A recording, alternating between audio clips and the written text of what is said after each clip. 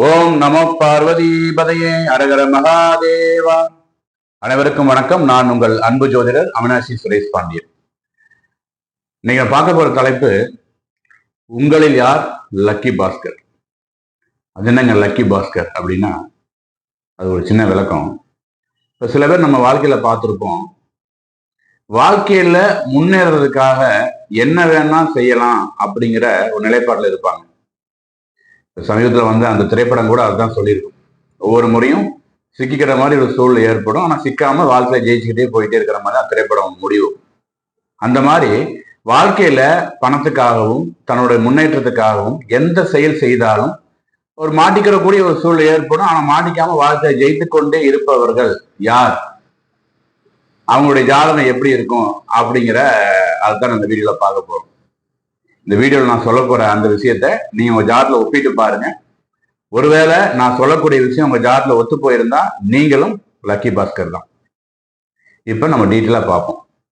இப்ப பொதுவாகவே பாத்தீங்கன்னா 2 இடத்துல ராகு கேதுகள் இருந்துன்னு வச்சுக்கோங்களேன். நம்ம என்ன சொல்றோம், ராகு கேது தோஷம். லக்னத்துல ராகு இருந்தா 7ல கேது இருந்தா ராகு கேது தோஷம், இது ஒரு திருமண வாழ்க்கை பிரச்சனை அப்படிலாம் நம்ம நிறைய பார்த்துருப்போம். ராகு எதுக்கள் இருந்தா ராகு எதுக்கு இருக்கிற மணப்பெண்ணை தான் கல்யாணம் பண்ணணும், பெண்ணுக்கு இருந்தா அந்த மாதிரி மணப்பெண்ணை தான் மணமகனை தான் கல்யாணம் பண்ணணுங்கிற கூட்டுலாம் இருக்கு, கருத்தெல்லாம் இருக்கு. அது மறுக்கிறது கிடையாது. ஏன்னா நம்ம அப்படியே பழைய வெளியில சொன்னது மாதிரி அதுக்கான தசா புத்திகள் வருதாங்கிறத பார்த்தா நம்ம முடிவு பண்றோம். ஆனா அதே ராகு கேது தான், அதாவது திருமண வாழ்க்கையில சிக்கலை ஏற்படுத்தும் சொல்லக்கூடிய அதே ராகு தான் இந்த உங்களில் யார் லக்கி பாஸ்கர் அப்படிங்கிற அந்த விஷயத்துக்கும் காரண கிரகமா இருக்கு. அது எப்படின்னு பாத்தீங்கன்னா, எப்படி அது ஒர்க் ஆகுதுன்னு பாத்தீங்கன்னா, இப்ப ஒருத்தருக்கு லக்கணத்துக்கு 8ஆம் இடத்துல ராகு இருக்கிறார், ராகு தசை நடக்குதுன்னு வச்சுக்கோங்க. அந்த ராகு உட்கார்ந்து இருக்கிற வீட்டு அதிபதி, இப்ப ஒரு குருவோட வீட்டுல இருக்கிறான்னு வச்சுக்கோங்களேன், தனுசுல இருக்கிறாருன்னு வச்சுக்கோங்க, அல்லது மீனத்துல இருக்கிறான்னு வச்சுக்கோங்க. அந்த வீட்டு அதிபதி ராகுக்கு வீடு கொடுத்த அதிபதி ஆட்சியே உச்சமா ஆகுறாரு, அல்லது அவர் கூடயே சேர்ந்து இருக்கிறான்னு வச்சுக்கோங்க. கண்டிப்பா இந்த ராகு திசையில அவங்க லக்கி பாஸ்கர் தான். எப்பயுமே இந்த குரு மாதிரி சுப கிரகங்கள் வந்து பாத்தீங்கன்னா நேரடியான ஒரு வருமானத்தையும் நேரடியான ஒரு முன்னேற்றத்தையும் கொடுப்பாங்க.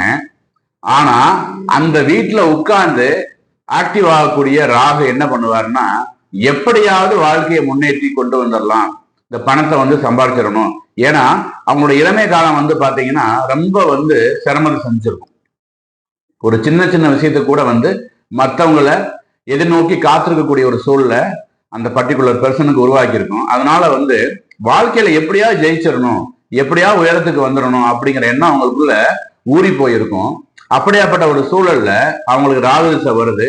அந்த ராகு திசை ஒரு 22 வருஷத்துல இருந்து 18 ஆண்டுகள் நடக்கும். ஒரு 22 வயசுல இருந்து ஒரு 40 வயசுக்குள்ளேயோ, அல்லது வந்து 25ல இருந்து ஒரு 18 ஆண்டுகள் வருதுன்னு வச்சுக்கோங்களேன், கண்டிப்பா அவங்க வாழ்க்கையில மிகப்பெரிய உயரத்துக்கு போயிடுவாங்க. அதை மறுக்கவே வேண்டியதில்லை.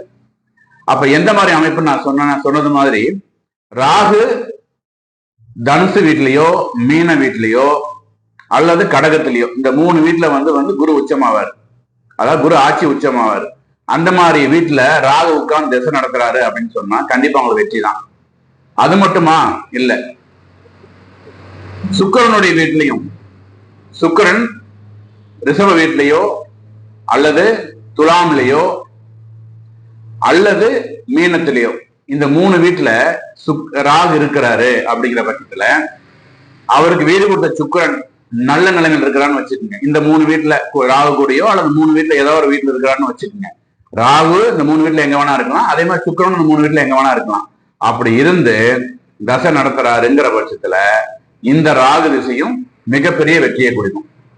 இதுல ரெண்டுக்கு என்ன வேறுபாடுன்னு கேட்டீங்கன்னா, இப்ப இந்த குருவோட வீட்டுல இருந்து ராகு திசை நடத்தும் போது அவங்க முன்னேறாங்க அப்படின்னு சொன்னா, அவங்க வளர்ந்ததுக்கு அப்புறம் தன்னை போல ஏழ்மை நிலையில இருந்தவங்களுக்கு உதவி செய்வாங்க. அதுதான் ராகுவுடைய பிளஸ். ஆனா சுக்கிரனோட வீட்டுல இருக்கக்கூடிய ராகு வந்து ஒருத்தரை வளர்த்து விடுது அப்படின்னு சொன்னா, அவங்க பெருசா ஆனதுக்கு அப்புறம் வளர்ற வரைக்கும் சொல்லுவாங்க, இந்த சமுதாயத்துக்காக நான் அப்படி பண்ணிடுவேன் இப்படி பண்ணிடுவேன், என்னைய மாதிரி கஷ்டப்படுறவங்க நான் செஞ்சிருவேன்னு சொல்லிட்டு. உங்களுக்கு நிறைய பேர் அப்படி சொல்லியிருப்பாங்க. ஆனா அவங்க வளர்ந்ததுக்கு அப்புறம் வந்து பாத்தீங்கன்னா அதுக்கான சூழல் அவங்களுக்கு கிடைக்காது, அப்படியே கிடைச்சாலும் செய்யவும் மாட்டாங்க. அந்த மாதிரி நபர்கள் வந்து பாத்தீங்கன்னா சுக்கிரனுடைய வீட்டுல இருக்கக்கூடிய ராகு அவங்களை வளர்த்து விட்டுருப்பாரு.